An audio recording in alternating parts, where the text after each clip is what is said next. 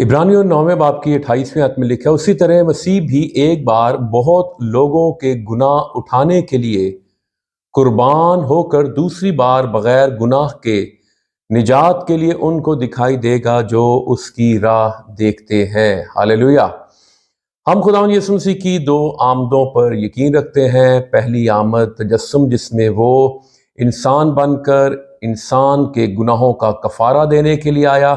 लिखा है एक बार, और फिर लिखा है दूसरी बार। दूसरी बार ये उसकी आमदे सानी की तरफ इशारा है। वो उन लोगों को लेने के लिए आएगा और आ रहा है जो उसके कफारे पर ईमान ला चुके हैं, और वो उसके साथ आसमान पर, बादलों पर, आसमान में दाखिल होंगे।